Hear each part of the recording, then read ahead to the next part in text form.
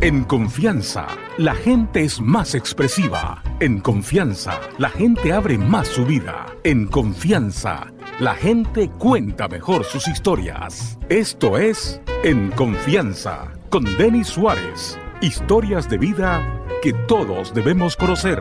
En Confianza, es presentado por... Alcaldía del Poder Ciudadano de Rivas, 2013. Vivir limpio, vivir bonito. Escuela Internacional de Agricultura y Ganadería de Rivas. Estamos en autoevaluación. Lotería Nacional, la Lotería del Pueblo. Apoyando proyectos sociales. Discoteca Crazy Crab en San Juan del Sur. La mejor disco en todo Rivas.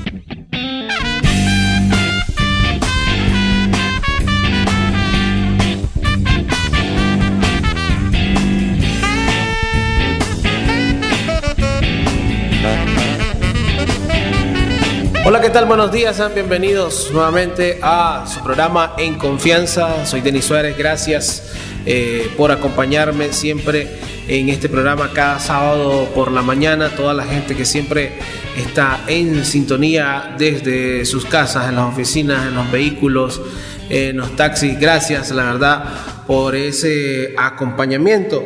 Vamos a recapitular o revisar cómo estamos con el tema de los programas, a ver cuántos llevamos y de alguna manera hay que celebrar, ¿no?, este programa en donde hemos conocido tantas historias y muy interesantes.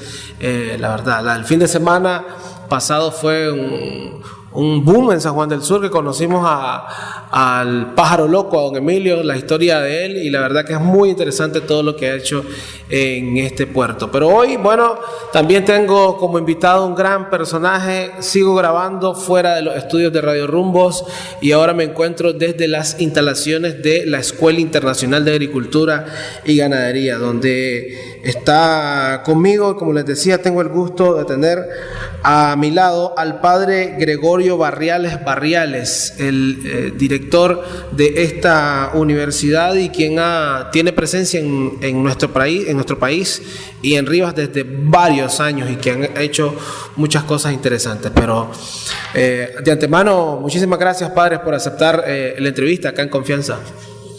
Bueno, en primer lugar, saludaremos a todos los radio oyentes de este programa de Confianza, esperando pues que las palabras o las expresiones que hagamos sean un motivo pues de conocimiento de las personas que de una u otra manera vivimos experiencias o trabajos que redundan, esperamos, en bien de los demás. Yo llegué a la ciudad de Rivas, si mal no recuerdo, el día 3 de julio del año 1972. Aquí, en aquel entonces, estábamos ubicados en la parroquia, que había solamente una parroquia, ahora son 4 parroquias las que existen en Rivas, y éramos 9 dominicos que formábamos la comunidad, entre ellos el fundador de la Escuela Internacional de Agricultura y Ganadería, el padre Santiago Pastor Codesal, que fue un hombre también que supo entender y comprender la función y la misión para la cual se fundó la escuela. Y nosotros lo que hemos pretendido es darle seguimiento para que esa experiencia, esos conocimientos y esas capacidades nosotros las fortalezcamos con una visión ya un tanto diferente a 40 años o 40 y tantos años de distancia. Lógicamente las condiciones no son iguales, pero sí creo que es importante el dar continuidad a esa institución que durante 63 años ha fungido como una institución de servicio fundamentalmente a los pequeños y medianos productores, no solo de Nicaragua, sino de todo el área centroamericana. Creo que alrededor de 4.000 profesionales han egresado hasta la fecha por esta institución y esperamos que los futuros profesionales que estamos formando aquí en la institución sean hombres y mujeres que van a seguir fortaleciendo el desarrollo, el bienestar de pequeños y medianos productores en el país, que necesita superar muchas dificultades todavía en el campo agropecuario. Padre, bueno, ya hablamos un poco, ¿no?, de la Escuela Internacional de Agricultura. Tengo entendido que son 23 años de trabajo que lleva usted en esta universidad, la cual tengo entendido también, aquí hay algo muy interesante, que prácticamente usted tomó en ruinas esta universidad. ¿Y qué es lo que ha hecho usted para que en todo este tiempo, para que ahora la IAG sea una universidad de prestigio, no solo en Rivas, no solo en Nicaragua, sino que a nivel centroamericano? ¿Por qué no hablamos un poco de esa historia, ¿no?, de cómo usted fue que tomó a la universidad? Me decían que en ruinas, que estábamos en tiempos de guerra. Efectivamente, los superiores, en un momento dado, allá por enero del año 1990, me hicieron la propuesta de la posibilidad de asumir la responsabilidad de la dirección del centro. Yo consideraba que no estaba preparado para estas lides, a este trabajo, pero me pidieron que por favor asumiera un poco ese compromiso y mirar a ver cómo hacíamos para salir adelante. Sí, acababa de pasar la guerra. Bueno, miento. Estábamos en una situación prácticamente de guerra y de conflicto, y ciertamente la escuela en el momento de los años 80 fue tomada en algún momento por la Guardia de Somoza, después lo tuvo el Frente Sandinista también, y esto quedó prácticamente, como se dice vulgarmente, en pampa. Eso significó que la mayoría de las cosas de la institución prácticamente desaparecieron. Recuerdo que había una biblioteca especializada bastante buena que prácticamente se perdió. Y luego pues había una serie de situaciones en que no había ni recursos ni posibilidades para ir cambiando la situación.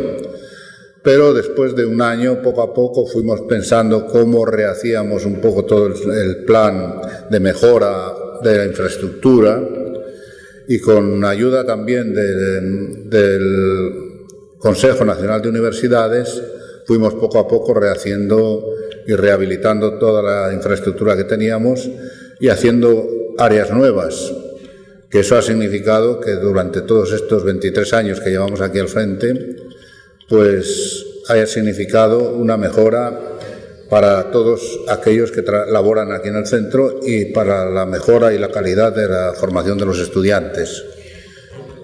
Padre, yo no quiero dejar por un lado un elemento importante. Sigo con el tema de la guerra porque es un momento trascendental en la historia de Nicaragua, y dejando un poco a un lado a la Escuela de Agricultura, usted es padre, usted es cura, y siempre me ha llamado la atención el tema de cómo ser cura en tiempos de guerra. ¿Qué tan difícil es ser un cura en tiempos de guerra? No, ciertamente la época que vivimos en los años 80 tuvo ribetes de mucha dificultad y de muchos problemas, cuando se vivía claramente una guerra silenciosa, sobre todo en la parte de la frontera norte, y donde muchos jóvenes derramaron su vida y su sangre por aquellas montañas y teníamos que recibirlos aquí. Eran momentos muy difíciles para la familia, momentos muy difíciles para la sociedad y momentos también muy difíciles para nosotros, porque el hecho de enterrar a 7 jóvenes, me recuerdo, en una oportunidad que habían sido masacrados allá por el norte, eso le pone a uno el corazón, le estrecha a uno los sentimientos y le pone a uno en entredicho montones de cosas. Pero bueno, son las situaciones siempre de la guerra, de la violencia. Menos mal que yo creo que vamos superando ya estas etapas, aunque todavía en el mundo hay muchas dificultades. La parte de intereses creados, la globalización, el neoliberalismo, parece que tiene interés solo en pensar a ver cómo producimos más, aunque haya mucha gente que todavía no come diariamente, en vez de buscar alternativas que den solución a una sostenibilidad y a una producción que sirva de beneficio para las grandes mayorías. Las minorías ya tienen resueltos los problemas.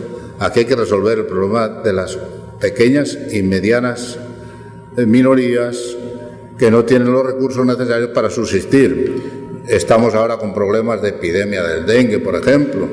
estamos con problemas de gente que todavía pasa hambre en Nicaragua. Hablar de estas cosas parece que habla uno del otro mundo, y es de este mundo, de Nicaragua, del año 2013. El siglo XXI todavía hay, tengo entendido, que un grupo de 8 o 10% de la población que vive por debajo en extrema pobreza, y todavía hay un 30% de gente que vive en la pobreza en este país. Yo creo que eso hay que buscar alternativas, pero eso es tarea de todos, no solo desde el gobierno, es tarea de toda la población. Cómo mejorar el sistema productivo, cómo garantizar la alimentación, cómo hacer para que la gente produzca lo necesario para vivir, cómo hacer que la gente sea más feliz, que viva con mayor tranquilidad, que sintamos todos el bienestar. Eso es tarea de todos. Y sobre todo los que tenemos más responsabilidad, porque tenemos más preparación, porque hemos tenido otras oportunidades en la vida, somos los que tenemos que garantizar eso. Y estoy haciendo un llamado a todos aquellos hombres y mujeres que por sus condiciones económicas, por su situación familiar, tienen mayores recursos, tienen que pensar también en cómo compartir con los demás. Y eso yo creo que es lo que estamos haciendo un poco en la escuela.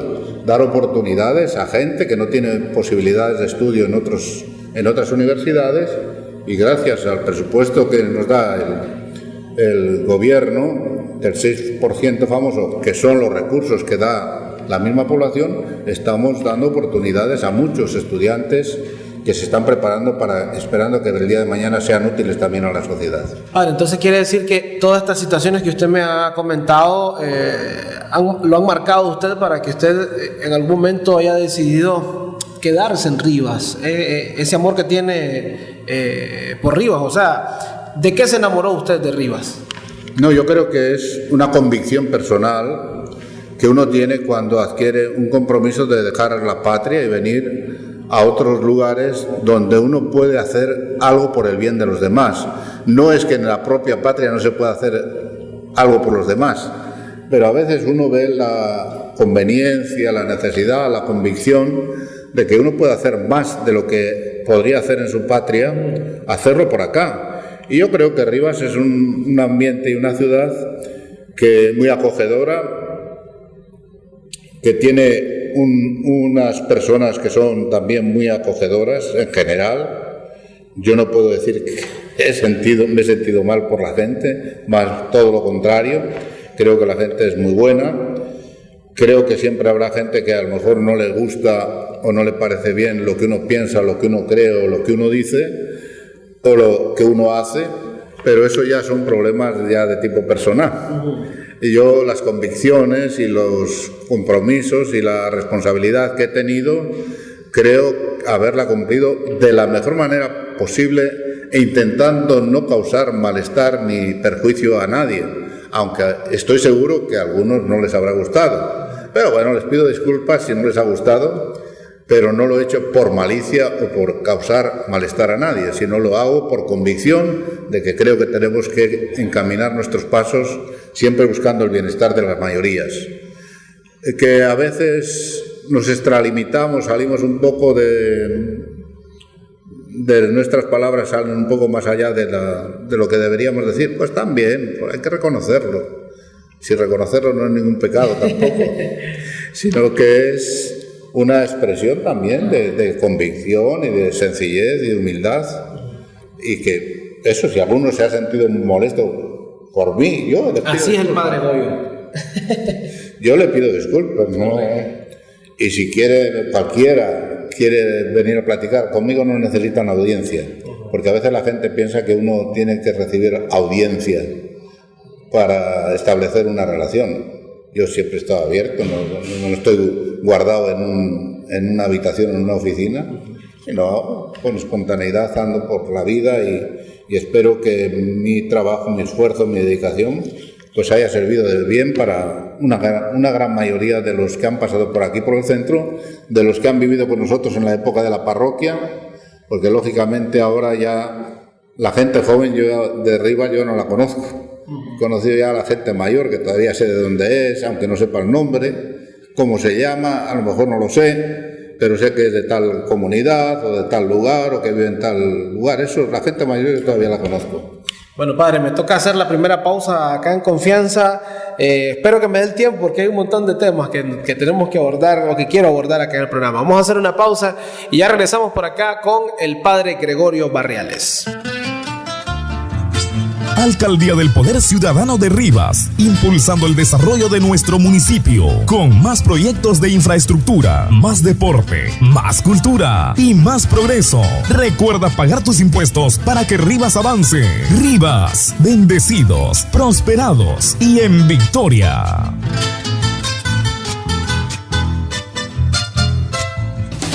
La EIAG dispone de un personal docente capacitado para formar profesionales que son garantía de la calidad.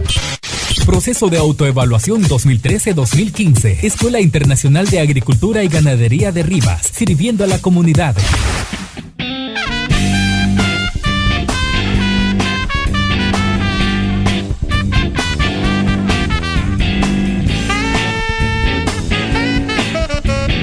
Bien, estamos de regreso en su programa En Confianza y hoy tengo el gusto de tener al padre Gregorio Barriales, un hombre que ha hecho un trabajo importante, interesante en este departamento, en Rivas y por supuesto.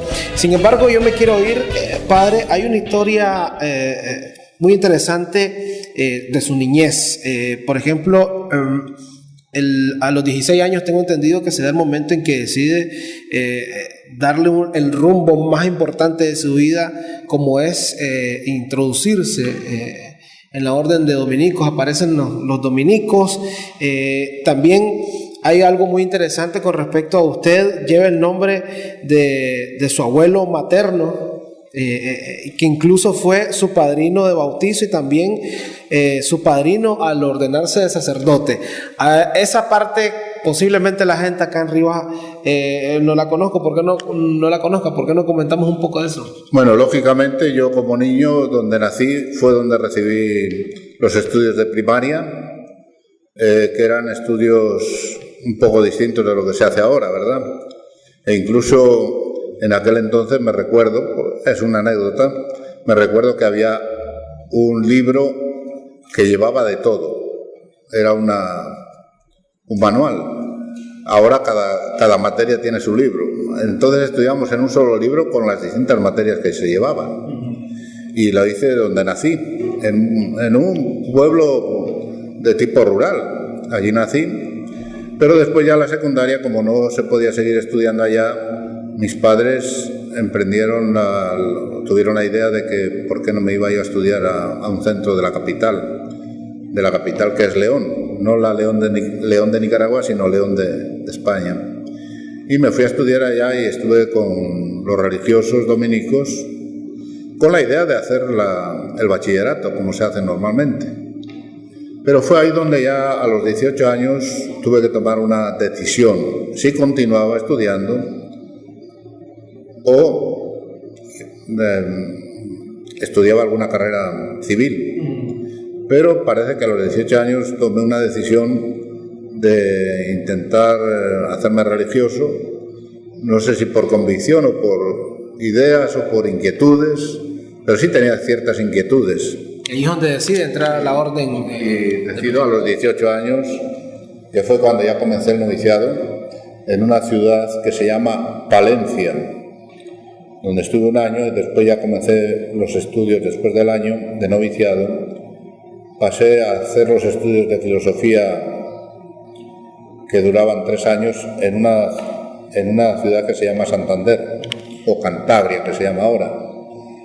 Y pasé ya finalmente 5 años estudiando teología en la ciudad de Salamanca, donde es una ciudad que realmente hay muchas comunidades religiosas y mucha formación de religiosos allá. Igual tengo entendido que, bueno, yo cuento parte de mi anécdota, porque por ejemplo la primera vez que yo me puse frente a un micrófono ya a nivel profesional tenía como 21 años y tengo entendido que usted tenía 25 años cuando se ordena como sacerdote y fue que da su primera misa. ¿Cómo estaba? ¿Qué sintió usted al dar esa primera misa? Porque yo, esa primera vez mía, estaba muerto de los nervios. No, yo no estaba tan nervioso. Fue un acontecimiento que hice en el pueblo donde nací. y acompañado de un grupo de religiosos dominicos, algunos compañeros y otros ya personas un poco adultas, y fue un día de Pascua, el 30 de marzo de 1969. Buena memoria, padre. La suya. Sí. No estoy diciendo correcto. El 30 de marzo fue la ordenación y el día 6 de abril fue cuando tuve la primera misa en el lugar donde nací. ¿Qué tal esa misa? Bueno, pues esa misa, pues a toda la comunidad de allá de donde nacimos, porque lógicamente asistió todo el mundo allá. Son actividades que atraen mucho a la gente y participamos pues, durante todo el día en distintas actividades, desde el aspecto religioso al aspecto ya más civil, como son los almuerzos, las fiestas con la gente. Interesante todo eso. Y allí hay una tradición, una costumbre, que bueno, la voy a recordar aquí ahora, que a mí también me la hicieron, aunque a mí me traía mucho sin cuidado eso. Normalmente cuando se ordenaba un sacerdote de una comunidad, le ponían un poste lo más alto posible. Le llamaban el mayo. Una costumbre, una tradición. Era un árbol que cortaban, que a lo mejor tenía 10, 12 metros de altura, y que lo ponían en medio del pueblo como signo de fiesta y de acontecimiento importante. Recuerdo que eso lo hicieron, pero también recuerdo que el día de la primera misa que celebré allá en el pueblo, nos cayó un aguacero, pero de esos increíbles, casi todo el día se pasó lloviendo. Pero bueno, era la época de lluvia, nos lo pasamos muy bien, yo me lo pasé muy bien también, con la familia, con los amigos, con las amistades, con el pueblo, y allí pues pasamos todo el día. ¿Y qué significa para usted, padre, ser dominico? ¿Qué son los dominicos para usted? ¿Qué ha significado que usted en algún momento decidió unirse a esta orden y que prácticamente le ha llevado toda su vida? Creo que el dominico es una persona que en la etapa de su formación le dan las condiciones favorables para tener un margen de libertad y un margen de opción donde él puede expresar, vivir con profundidad también los sentimientos más profundos del tipo religioso para transmitir precisamente el conocimiento de la palabra, que estoy hablando de la palabra de Dios, y el conocimiento también de hechos que redundan en bienestar de los demás, que son parte también de la etapa de formación que hemos recibido. O sea, lo que pretendemos los dominicos es que la gente se prepare, que tenga capacidad, que tenga conocimientos, que tenga experiencia, que sea libre, que busque la verdad, que busque la justicia, que busque la fraternidad, que en definitiva se sienta uno realizado porque se siente dueño de sí mismo y siente que los demás son parte también de su vida. Y eso pues es lo que he intentado de una manera directa o indirecta hacerlo realidad también durante estos años. No a lo mejor expresándolo verbalmente, pero sí manifestándolo con actitudes y con hechos donde los muchachos, tanto varones como mujeres, sientan que realmente estás acompañando en algo importante para su vida, pero en algo importante que les ayude a ser también transmisores de capacidades, transmisores de una relación mejor, transmisores de conocimientos para mejorar la vida de los demás, transmisores de la justicia, del respeto a la dignidad de las personas, de aquello que forma parte de la vida de los seres humanos. Y eso pues muchas veces no hay que decirlo. Hay que hacerlo. Hay que hacerlo. Y la mejor forma de hacerlo la mejor forma de decirlo es hacerlo. Padre, no quiero pasar desapercibido lo que mencioné al comienzo, que usted es parte de una familia de 7 hijos, 7 hermanos, ¿verdad? Y bueno, usted lleva el nombre de su abuelo materno, como lo mencioné, Gregorio, y fue su padrino de bautizo y también al ordenarse. Esa imagen, ¿qué significa para usted? ¿O qué tan trascendental ha sido en su vida? Mi abuelo Gregorio, que era el padre de mi madre, fue un hombre siempre también muy tranquilo, un hombre muy trabajador, un hombre que supo sacar adelante sus hijas, porque uno de sus hijos murió también en la Guerra Civil Española y tuvo tres hijas que realmente pues fueron más o menos mujeres. Todavía una vive con 90 y no sé qué años, que supo de alguna manera transmitir y comunicar una serie de cualidades, tanto mi madre como las otras tías, que creo que la familia lo hemos sabido también recibir. Mi abuelo era un hombre tranquilo, un hombre paciente, un hombre que hacía las cosas con calma, nunca se extralimitaba, nunca le sentías de mal humor, siempre estaba anuente a la plática, anuente a contar cosas, y eso era lo interesante del abuelo. Le preguntaba uno cosas y siempre te contaba sus historias, sus cuentos, unas verdades, otras quién sabe si eran verdades, pero recuerdo una anécdota que sí la voy a recordar ahora del abuelo, que me decía él, que cuando pusieron los seres humanos, cuando pusimos los pies en la luna, él dijo que eso era mentira. Que eso de ir a la luna que era mentira. Me recuerdo ese detalle. Es un detalle, bueno, insignificante, pero lógicamente con la edad que él tenía, porque él murió a los 96 años, pues se entiende que esas cosas a veces no son tan fáciles. Si ahora con la era digital a veces nos cuesta entender cosas y tenemos dificultades para usarlas y manejarlas, pues imagínate hace unos 40 años o no sé cuánto que fuimos a la luna o que fue el hombre a la luna. Yo me llamaba mucho la atención esas cosas que él contaba a veces. ¿Y qué tiene el nieto Gregorio del abuelo Gregorio? ¿Qué tiene? Eso es más difícil de expresar. Yo creo que es sabido también recibir de él en los genes un poco la paciencia aparente, la paciencia aparente, porque a veces las inquietudes las lleva uno dentro y no las expresa a lo mejor externamente. Pero sí creo que son parte de la experiencia que se vivía con él, aunque no viví muchos años con él tampoco. Lo veía en vacaciones y lo trataba y hablaba con él. Pero yo creo que sí, algo de él siempre tenemos. Y antes de irme al corte, usted es tío abuelo, por sus hermanos, ¿no? Pues sí. ¿Qué tal es este tío abuelo, el padre Goyo? Bueno, pues tengo que decir una cosa. Los que vivimos un poco lejos de la familia, aunque lo visitemos de vez en cuando, siempre queda un margen ahí oculto, por decirlo así, que a lo mejor no lo vives cuando vas de vacaciones. Porque lógicamente tanto tus hermanos o hermanas como tus sobrinos tienen su mundo hecho, viven su realidad, puede ser que te cuenten algo y puede ser que no te cuenten todo, porque a veces se entera uno de las cosas después de que han ocurrido.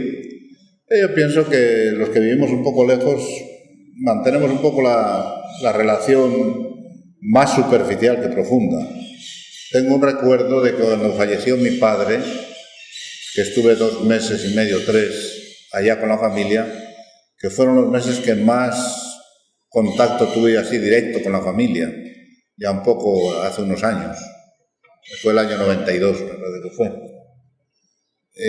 Mantuve un poco más relación con la familia, vi un poco más la problemática, tanto buena como la no buena, con los hermanos, con los sobrinos. Tuve una relación un poco mayor. Pero lógicamente cuando vas por unos días, un mes, apenas te da tiempo de visitarlos y apenas te da tiempo de que te cuenten cosas o de que tú te informes. A veces te informas indirectamente de lo que ocurre en la familia. Es difícil expresar un poco lo que siente uno cuando está lejos de la familia. Está uno preocupado si se enferman, está uno preocupado si hay algún problema, pero no es lo mismo estar allí que verlo a 8.000 kilómetros de distancia. Bien, padre, me toca hacer la segunda pausa comercial y vamos a regresar por acá en confianza y creo que tal vez vamos a tocar temas ahí calientes, temas interesantes de los que estamos abordando acá con el padre Gregorio Barriales. Vamos a una pausa y ya regresamos. Suerte la que tengo yo. Lotería Nacional reconstruye en base a testimonios reales de ganadores ese momento mágico del encuentro con la suerte. Mandé a comprar el billete porque en esos días estaba enferma. Le pegué al de 400,000. No fue al mayor, pero al menos enderecé mi vida, mi suerte y mi negocio. ¡Así gana la gente! ¡Así vive sus sueños! Este es el juego de las grandes emociones, que cada semana entrega millones. ¡Viví la esperanza! ¡Viví la alegría! ¡Jugá lotería! Lotería Nacional. Cada pedacito de suerte cuesta solo 20 Córdoba. La mejor discoteca en todo San Juan del Sur es Cangrijo Loco. The Crazy Club. Encuentra el mejor ambiente nocturno, las mejores promociones, los mejores eventos, solo en Cangrijo Loco. The Crazy Club, San Juan del Sur.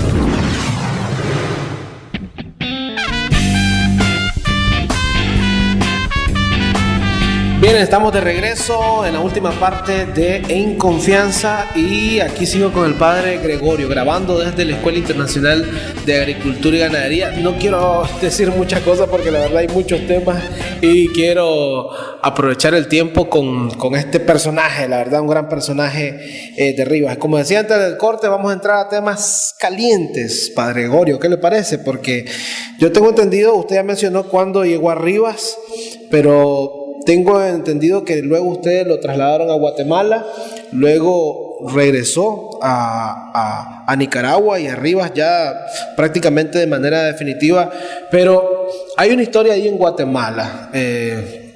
Hay mucho tiempo que usted trabajó por allá, muchas cosas por las que vivió. Sin embargo, tengo entendido que en Guatemala le cancelan su residencia y lo expulsan de este país. ¿Qué pasó en Guatemala, padre? Hablas de temas calientes. No sé si es el calor climático o es el calor que lleva uno dentro, ¿verdad? Ciertamente mi primer destino fue aquí en la ciudad de Rivas, en la parroquia. Ya lo dije antes, cuando éramos 9 religiosos que atendíamos toda la parroquia de Rivas, excepto el santuario de Popoyoapa y Cárdenas, que en algún momento también se apoyó, pero después los superiores me mandaron a la ciudad de Cobán, en la Alta Verapaz, en Guatemala. Cobán vive un sector de una población indígena que se llaman los quechíes. Allí tuvimos que atender, era una parroquia de más de 4.000 kilómetros cuadrados y de casi 80.000 o 60.000 habitantes. Lógicamente la mayoría de la población estaba viviendo en el área rural. Nosotros teníamos que ejercer giras por la montaña, en las cuales yo pasaba prácticamente un mes recorriendo de aldea en aldea, y lo hacíamos de una manera establecida, de tal manera que íbamos caminando de aldea en aldea, dejando una intermedia para de nuevo regresar en las aldeas que no habíamos pasado. Era todo un plan ahí pastoral que ejercíamos, sobre todo preparando a catequistas y a delegados de la palabra. Fueron unos años de mucho valor personal, de mucha realización personal. Creo que fue donde más tuve que vivir un poco la experiencia de ser sacerdote. En cada comunidad que llegábamos, pues ahí había que hacer bautizos, había que hacer casamientos, había que hacer todo lo que en realidad necesitaba la comunidad. Y allí nos pasábamos pues todo un día, por ejemplo, en una comunidad, al día siguiente íbamos a otra comunidad distinta y así pasábamos durante un mes. Eso fue durante varios años. Prácticamente, como usted lo cuenta, fue muy significativo para usted toda esta experiencia en Guatemala. Fue de mucho valor, porque eso significó para mí también tener que hacer estudio de la lengua. Yo llegué en aquella época a hablar la lengua propia de ellos. Yo celebraba las actividades religiosas en lengua, quechí, que es una lengua bastante complicada, bastante difícil, pero bueno, llegamos a comprenderla, llegamos a entenderla, aunque en estos momentos yo creo que se me ha olvidado ya casi todo. Pero yo creo que la experiencia fue una experiencia muy positiva desde el punto de vista de la realización personal. Después de 3 o 4 años, donde tuvimos también la casa de formación de los novicios, allá, en esa época, después ya tuve que pasar a otra parroquia, que es la capital de la Baja Verapaz, que se llama Salamá. Una experiencia similar, pero con otro contenido y otra forma de actuar. Lo que sí me llamaba mucho la atención es la capacidad que tenía la gente de integrarse y de reunirse para recibir formación religiosa, para recibir catequesis, para recibir formación de delegados de la palabra, que fue toda la experiencia que viví casi a los 8 años en Guatemala. Y entonces, padre, si usted hizo tantas cosas buenas en Guatemala con estas comunidades, ¿por qué fue que lo expulsaron? Bueno, vivimos en una época muy difícil. Guatemala vivió en esa época, era una época de mucha tensión política, había mucho movimiento ideológico y político, y yo creo que el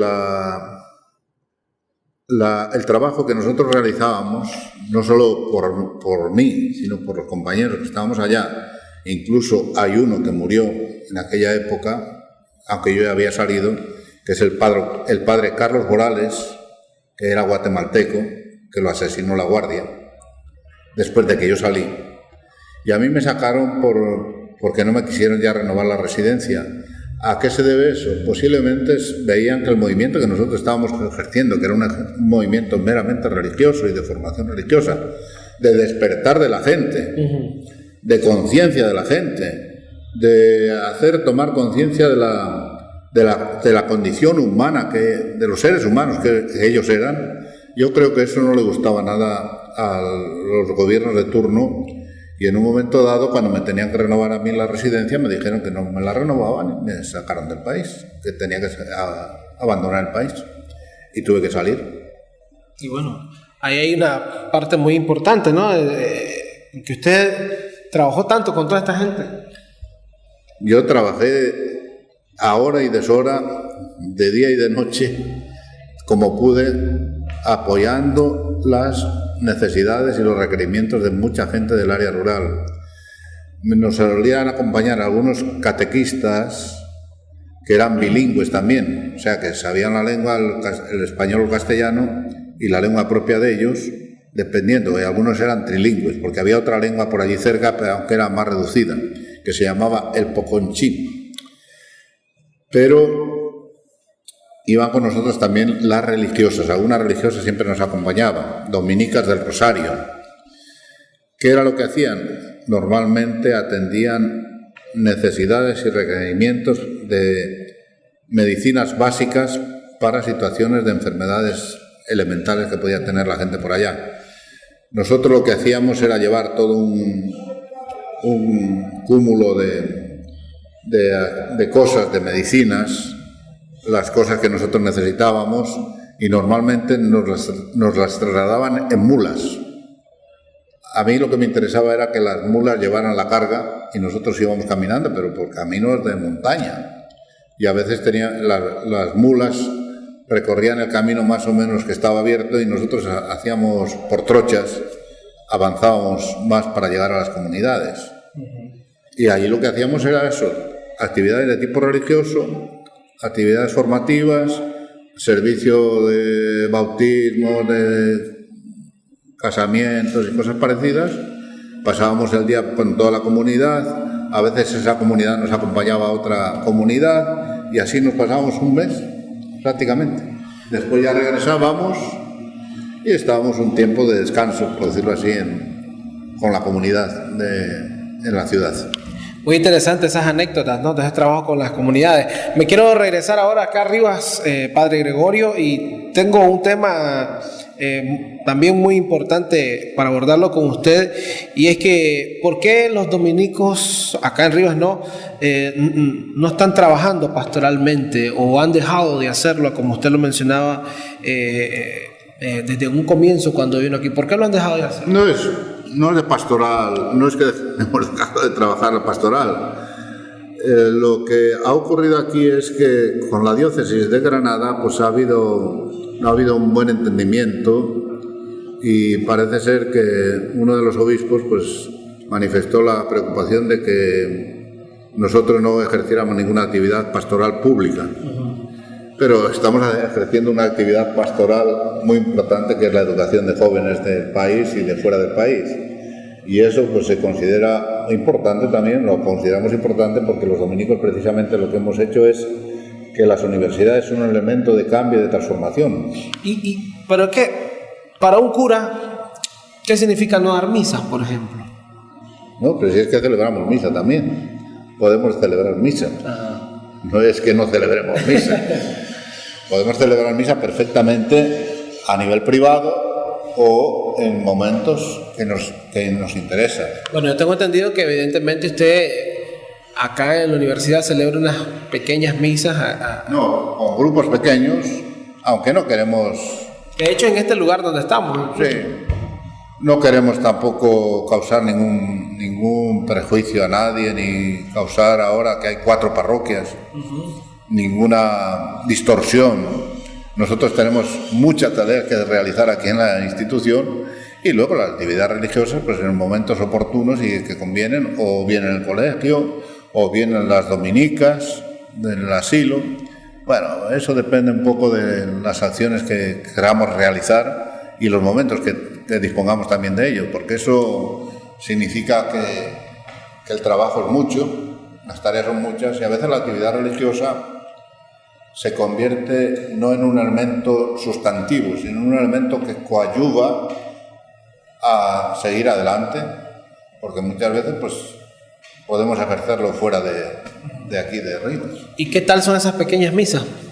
¿Cómo son? Bueno, ¿Cómo son? Normalmente participa gente muy cercana a nosotros, que les hemos dicho que deben de colaborar también con las parroquias y deben de participar con ellos, pero prefieren tener aquí algún encuentro porque siempre se habla de temas que están muy vinculados con la vida, con la realidad, con el compromiso, con el ejercicio que debe tener cualquier cristiano en cualquier parte del mundo. Precisamente el día de ayer, en las lecturas estaba la parábola del buen samaritano, se surgieron y salieron a relucir montones de cosas de cómo un cristiano debe de actuar en la vida frente a la situación que vive mucha gente en las comunidades, en los pueblos, en los barrios, en el área rural, cómo nosotros podemos colaborar, o a ver si hacemos lo del sacerdote y el levita que pasaron de largo, y fue una persona extraña como samaritano, que fue la que realmente se preocupó por aquel hombre que le habían maltratado y que estaba medio muerto. ¿Y qué disposición tuvo? Claro, esto se lo preguntaron a Jesús en orden a ponerlo a prueba y a ver qué decían. Pero claro, salieron mal parados, porque les dice, bueno, si tú cumples los mandamientos, amar a Dios sobre todas las cosas y al prójimo como a ti mismo, está bien. Y entonces el letrado, que era el doctor en la ley, sabía perfectamente, le preguntó para probarlo, hipócritamente, ¿y quién es mi prójimo? Y fue cuando Jesucristo les dio a conocer esa parábola. Y entonces el doctor dice, has hablado bien, es correcto, el que hizo bien a su prójimo, ese es el que realmente hizo bien, amó al prójimo. Pues mira, si quieres, anda, vete y haz tú lo mismo. Y ahí estamos en buen camino. Padre, se me está acabando el tiempo y no puedo dejar este tema a un lado porque usted pasa a retiro de más de 20 años trabajando en escuela internacional, 23 años de estar trabajando en escuela de agricultura. ¿Y qué significa para usted dejar a este hijo que usted formó? No significa nada, significa que hay que dar alternativas y oportunidades a gente joven, con otro espíritu, con otra mentalidad tal vez, con el deseo de que de verdad lo que hayamos hecho, si lo hemos hecho bien, a ver cómo lo fortalecemos, si no lo hemos hecho bien, a ver cómo se cambia para hacerlo bien. y si ha salido todo mal, que espero que no haya salido todo mal, pues bueno, corregirlo. Yo creo que no es cuestión aquí, no, como dominicos tampoco es cuestión de que ahora me quito yo y viene otro y hace lo que quiere. No, es ver cómo hacemos un trabajo que dé seguimiento, que dé mejora, que dé cualificación y calificación a lo que tenemos entre manos. El padre Gregorio, pues ciertamente ya está en una edad un poco avanzada, ya estamos frisando los 70, ¿verdad? Y lógicamente también hay cosas... Pero hay toda una vida. Pero hay cosas personales que también, pues la salud, pues hay que cuidarla un poco también. Nosotros también debemos de cuidar la salud y todo ser humano tiene que cuidar. Bueno, y ahora que viene para el padre Gregorio, ¿se va a dedicar a viajar? No, que dedicar a viajar. Vamos a continuar aquí apoyando la institución, apoyando al padre Carlos, apoyando todo lo que esté entre manos, porque creo que es necesario seguir adelante. Las comunidades de religiosos y de religiosos dominicos no es que uno se retira de ciertos compromisos, de ciertas responsabilidades, de ciertas tareas, pero hay que continuar haciendo. No vamos a acostarnos ahí y a estar durmiendo todo el día. Solo que vamos a hacer las cosas con más calma, con más suavidad, con menos compromisos, con menos responsabilidades, para que lo asuma gente más joven. O sea, que no es cuestión de que no vaya a ir. Yo al padre Carlos le voy a pedir también y le voy a decir que, bueno, que estoy a su lado, que vamos a continuar adelante, que tenemos que hacer las cosas mejor todavía si podemos, y yo pues estoy dispuesto a colaborar dentro ya de un marco diferente del que he tenido hasta ahora. Lógicamente, él tendrá que asumir otros compromisos y yo le apoyaré en aquello que crea que esté a mi alcance y que pueda hacerlo. No es que va a haber un cambio así sustancial. El superior nuestro lo ha dicho bien claro. Vamos a hacer el traslado y vamos a hacerlo de una manera progresiva y para que así todo camine bien y todos se sientan tranquilos. Como también nos ha dicho, bueno, de momento todo el personal va a continuar igual. Lógicamente después el padre Carlos tendrá su forma de ver las cosas en la medida en que vaya adquiriendo ya el conocimiento de la institución. Y bueno, pues habrá cosas que habrá que cambiar, que cambien, no hay problema. Y habrá personas que también a lo mejor se sienten mal ahora o se sientan así un poco extrañadas. No, si no es ninguna cosa extraña. Es un proceso normal de la vida de las personas. Y nosotros, como institución, los dominicos, debemos dar continuidad a lo que tenemos. Y esa continuidad la podemos ir mejorando, la podemos ir dando otras perspectivas, con otras tareas, con otros compromisos. Yo apoyaré en lo que pueda y también, pues, quiere uno llevar la vida un poco más tranquila. Hay muchas cosas para leer todavía, porque a veces uno no tiene tiempo. Hay muchas cosas que hacer ahí a nivel más personal, ¿verdad? Y yo creo que vamos a continuar. Por lo menos esa es la intención. Bueno, muchísimas gracias, padre. Se me ha acabado el tiempo. Su mensaje para terminar, en confianza. Bueno, pues deseo que todos los que han escuchado el día de hoy esta entrevista en la revista En Confianza, pues piensen que podemos hacer las cosas todos mejor, seguir adelante en la vida, hay que ayudar a los demás a mejorar. Hay que sentirse solidarios con los que menos tienen, hay que hacer las cosas con más hermandad entre todos, porque estamos en una sociedad que todavía hay mucho desequilibrio.